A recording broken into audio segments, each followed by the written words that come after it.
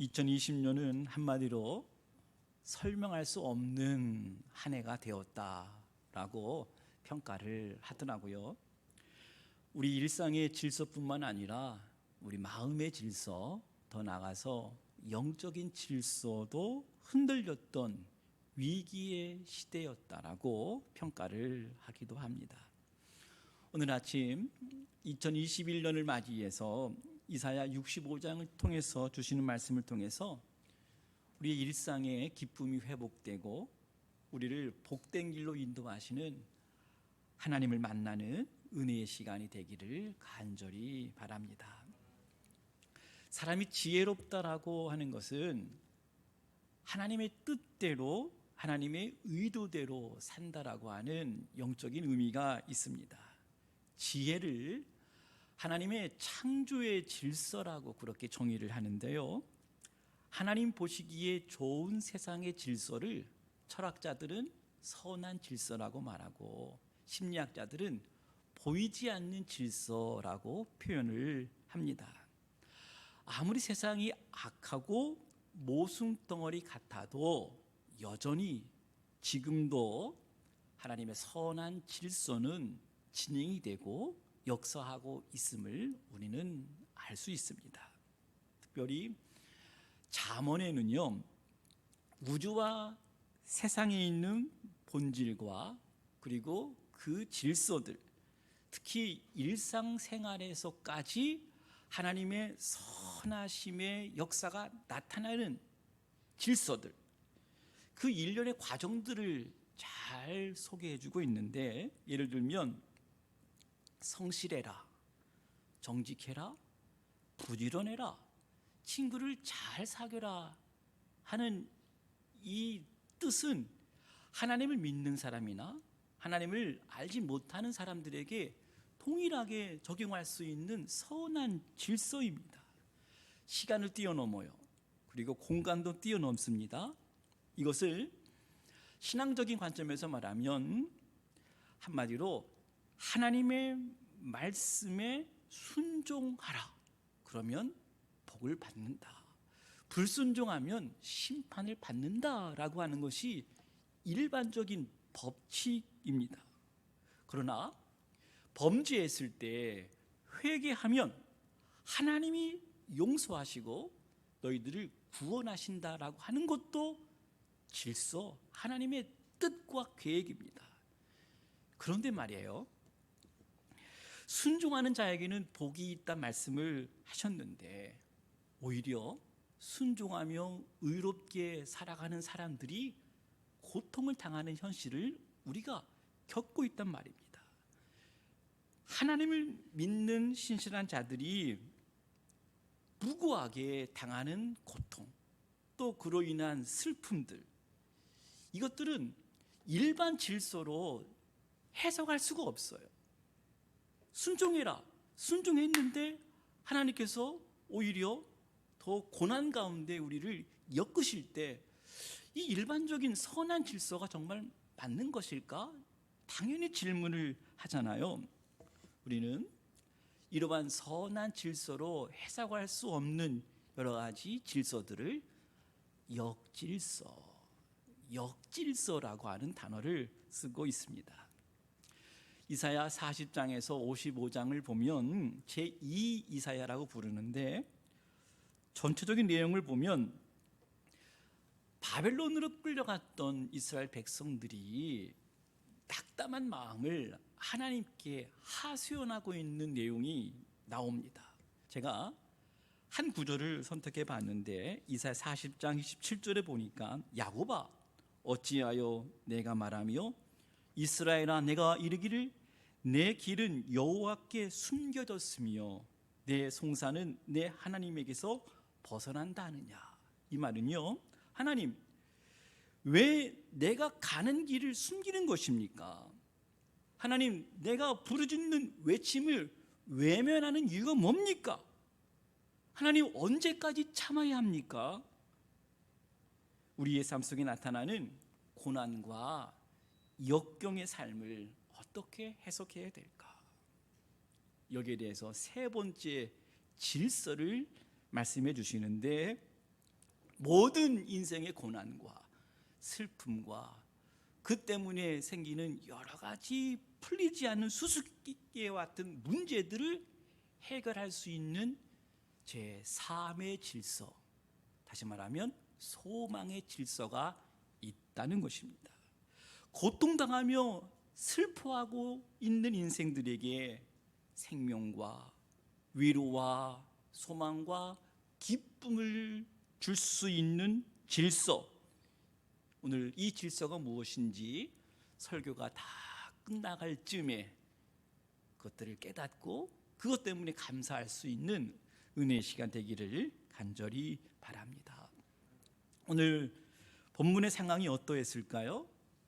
막상 바벨론에서 고국으로 돌아왔는데 성전을 재건해야 되는데 새로운 하나님의 역사를 기대하고 있었지만 성전 건축이 부진하고 또 연기되어지는 그 상황 속에서 더 가증스러운 것은 여전히 이스라엘의 지도자들과 백성들이 이방신을 섬기고 있고 더 나아가서 악을 행하고 있는 그 모습을 보면서 또 스스로 거룩한 척하고 있는 그 상황 속에서 하나님은 이사야를 통해서 새로운 말씀을 해 주신 것입니다.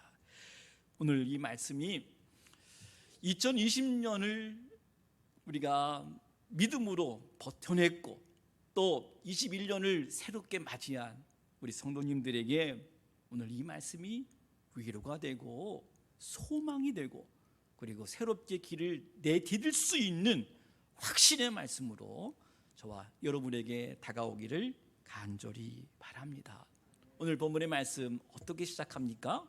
17절 말씀 보니까 보라 라는 말로 시작해요. 보라, 내가 새 하늘과 새 땅을 창조하나니 이전 것은 기억하거나 마음에 생각나지 아니할 것이라. 광야의 길을 사막에서 강을 내시는 바로 그 하나님께서 새 하늘과 새 땅을 창조하겠다 말씀을 하셨습니다. 그러면서 맨 첫 번째 단어가 보라라고 하는 이 단어입니다. 하나님께서 하실 일들을 보라. 새 창조의 주어가 누구냐면 바로 내가입니다. 내가. 바로 하나님께서 그것도 다급한 심정으로 먼저 보라 하는 말씀을 선포하시면서 내가 새 하늘과 새 땅을 창조하겠다 선포를 하셨습니다. 하나님께서 이사야를 통해서 보여주신 새 하늘과 새 땅의 모습이 어떤 세상인가에 대해서 제가 짧게 네 가지를 정리를 해봤는데, 먼저 18절에 보면 내가 창조한 것으로 말미암아 영혼이 기뻐하며 즐거워한다, 이러한 현상이 나타나는 새 하늘과 새 땅의 모습을 증거해주고 있어요. 그리고 19절에 보니까 우는 소리와 부르짖는 소리가 다시는 들리지 아니할 것이다. 한마디로 새 하늘과 새 땅은 기쁨이 있는 세상이다. 두 번째 보니까 현실에 당면한 의식주 문제가 해결되는 세상이었어요. 20절 보니까 거기 새 예루살렘에서는 수명을 다하지 못한 안타까움이 없는 세상일 것이다. 21절에 보면 새 예루살렘에서는 자기 집에 들어가서 살 것이다. 사는 문제가 해결되는 세상이에요. 22절에 보니까 자기가 심는 것을 먹을 것이다. 먹는 문제가 해결이 돼요. 그리고 나무처럼 오래 살 것이다. 23절에 보니까 수고가 헛되지 않을 것이다. 그리고 자식이 재난을 당하지 않을 것이다. 한마디로 의식주가 해결되는 세상. 세 번째는 하나님과 매우 친밀한 관계 속에서 살아가는 세상입니다. 24절 말씀 보세요. 어느 정도 친하냐면 그들이 부르기 전에 내가 응답하겠고 그들이 말을 마치기 전에 내가 들을 것이라. 말하지 않아도 하나님은 우리의 마음의 소리를 들으실 정도로 그렇게 하나님과 가깝다. 네 번째 보니까 새 하늘과 새 땅을 창조할 때에는 짐승 세계에서조차 놀라운 샬롬이 이루어지는 세상을 말하고 있어요. 이리와 어린 양이 함께 먹을 것이며 사자가 소처럼 짚을 먹을 것이며 뱀은 흙을 양식으로 삼을 것이니 나의 성산에서는 해함도 없고 상함도 없으리라 여호와께서 말씀하시느니라. 그런데 여러분 한번 생각해 보십시다. 솔직히 역사상 이러한 세상이 있었나요? 아마도 이러한 세상은 우리가 사는 날 동안에는 이루어지기가 어려울 겁니다. 그런데 여러분, 궁극적으로 이사야가 전하고자 했던 메시지가 무엇이었습니까? 이사야 66장을 통해서 우리에게 전하고자 했던 핵심적인 메시지는 바로 그 때가 다가온다. 그리고 그 때가 임하게 될 것이다. 여러분, 이사야의 예언의 말씀이 어떻게 성취되었습니까? 이사야의 핵심 구절이 뭐죠? 처녀가 잉태하여 아들을 낳을 것이니 그 이름을 임마누엘이라 하리라. 한 아기가 우리에게 낳고 한 아들을 우리에게 주시겠다라고 하는 그 약속의 말씀. 성경은 때가 되었을 때 하나님께서 약속하셨던 그 하나님의 나라, 그 약속한 예언의 말씀이 우리를 죄와 사망에서 건지신 십자가에서 피 흘려 죽으셔서 모든 구속의 사역을 다 이루신 예수 그리스도를 통하여서 이러한 새하늘과 새 땅, 하나님의 나라가 우리 안에, 이곳에, 우리 역사 가운데 나타났다. 그래서 우리가 예수님의 오심을 그렇게 기뻐하고 기다리고 또 축복하고 함께 이 기쁨을 나누었잖아요. 성경은 분명히 선포합니다. 그리스도 안에서 새로운 창조를 선포합니다. 누구든지 그리스도 안에 있으면 새로운 피조물이라. 이전 것은 지나갔으니 보라, 새 것이 되었도다 말씀을 하십니다. 이것이 여러분 정말 기쁜 소식이라고 하는 거예요. 예수 그리스도 안에 나타난 소망의 질서라고 말하는 것입니다. 본문에 약속한 찬란한 새 세상은 예수님께서 이 땅에 오심으로써 이루어졌습니다. 예수님의 삶의 모습 속에, 예수님의 말씀 속에, 예수님의 그 보여주신 그 모든 인격 속에 하나님의 지혜, 하나님이 모든 문제를 궁극적으로 해결해 주시기를 원하시는 희망의 질서를 예수 그리스도를 통해서 우리에게 나타내 보여주신 것입니다. 모든 역질서의 해결자로 예수님께서 이 땅에 오셨다. 이것이 복음입니다. 믿는 분만 아멘 해보세요. 오늘 저는 예수 그리스도로 말미암아 생명을 얻은 자, 그리스도 안에서 새롭게 지음을 받은 자에게 주시는 하나님 나라의 삶의 모습이 어떨까? 어떤 삶이 하나님 나라를 경험하며 살아가는 삶일까? 영생의 삶일까? 하는 것들을 제가 적용하면서 잠시 말씀을 드리며 설명하고자 합니다. 하나는 예수님께서 이 땅에 오심으로 말미암아 우리 안에 하나님의 나라가 이루어졌습니다. 실제적으로 천국이 시작이 되었습니다. 예수님께서 내 안에 오셔서 내 마음에 그리고 내 일상이 하나님 나라가 되었습니다. 여러분, 내 마음의 천국, 내 마음에 하나님 나라가 이루어진 사람의 특징을 한 단어로 이야기한다면 그것은 기쁨일 것입니다. 왜냐하면 하나님 나라가, 하나님의 다스리심이 이루어지는 곳, 천국, 그 천국의 가장 특징이 오늘 이사야 65장이 말하고 있는 기뻐하고 영원히 즐거워하는 그리스도 안에 있는 자, 기쁨의 사람이 될 것이다. 또 하나는 하나님의 백성은 그들의 수고가 헛되지 않고 그들의 수고의 열매를 먹을 것이다 라는 말씀을 하셨습니다. 이것은 이렇게 적용을 하면 좋을 것 같아요. 이 땅에서의 실제적 열매이기도 하지만 무엇보다도 이 열매는 영적인 열매로 이해하면 좋겠다라고 하는 것입니다. 여러분, 사람들에게 가장 슬픈 일이 있다면 나이 드신 분들에게 특히 또 많은 권세를 누리고 부를 누렸던 분들이 깨닫는 한 가지가 뭐냐면 바로 인생이 무의미하다, 의미 없다라고 말하는 그 삶의 결과일 겁니다. 여러분, 그 마음에 천국이 시작되었고 천국을 이루어가는 사람은 그가 비록 이 땅에서 수고하는 것도 이 세상에 속한 것이지만 우리가 천국의 일을 감당하고 있다. 내가 하고 있는 일은 이 땅에서의 수고스러운 일뿐만 아니라 하나님 나라의 일, 천국의 일을 내가 감당하고 있다라고 확신할 수 있을 때, 그때 여러분 우리는 참 복된 인생을 살아가고 있는 것입니다.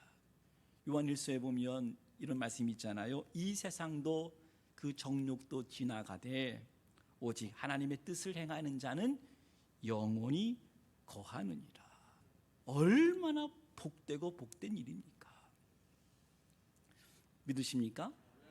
세 번째, 성경은 새 하늘과 새 창조의 구원은 인간만이 아니라 하나님 지으신 모든 피조물들을 포함한 우주적인 구원임을 말씀을 해주시고 있어요.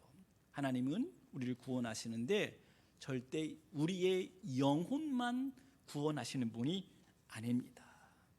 2세기 영지주의와 싸우면서 기독교 신학을 세운 이레네우스라고 하는 신학자가 이렇게 이야기를 했어요.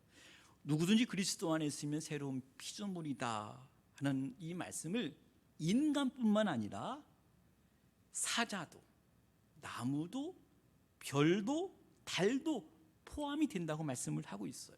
그리고 로마서 8장이 증거하고 있는 말씀, 또 요한계시록에서 말씀하고 있는 것들을 보면 예수 그리스도로 말미암아 회복될 그 세상은, 그 하나님의 나라는 모든 동식물을 포함한 피조물들을 가리키고 있어요. 로마서 8장 21절에 보면 피조물의 썩어짐에 종노릇한 데서 해방되어 하나님의 자녀들의 영광의 자유에 이르는 것이니라. 여러분, 제가 한번 질문을 해볼게요. 우리가 키우고 있는 반려견 구원의 대상입니까? 성경적으로 보면 자연과 동물은 구원이 필요 없죠. 왜요? 죄가 있어야 구원의 의미가 있기 때문에 그렇습니다. 죄는 자유의지가 있는 인간만 짓는 거예요. 이런 의미로 보면 동물은 구속, 구원이 필요가 없습니다. 그럼에도 불구하고 예수 그리스도의 십자가는 동물에게 대속의 역할을 합니다. 예수님 시대가 도래한 후에 동물 제사는 필요 없어졌어요.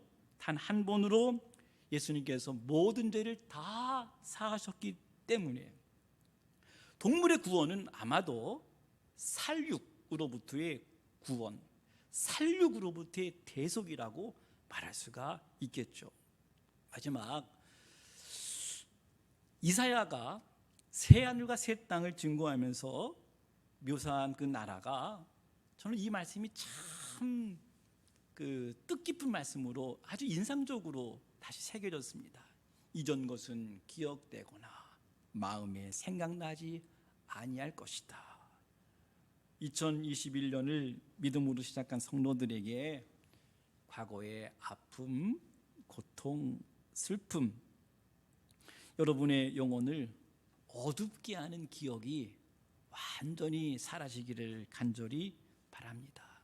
오히려 그리스도 안에서 새롭게 경험된 의와 평강과 희락이 다스리는 나라, 질적인 차원이 다른 하나님의 나라, 영생을 맛보며 살아가는 천국.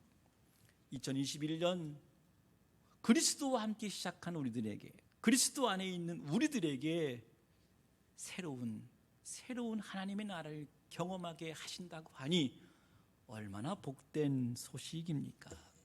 저와 여러분이 경험한 새하늘과 새 땅, 질적으로 다른 하나님 나라의 삶, 거기에는 기쁨이 있고 삶의 의미가 있고 하나님과 관계가 친밀하고 모든 피조물들과 함께 샬롬으로 살아갈 수 있는 그 천국. 그래서 설교 전에 함께 불렀던 찬송가 438장, 내 영혼이 은총 입어 중한 재짐 벗고 보니 슬픔 많은 이 세상도 천국으로 화하도다.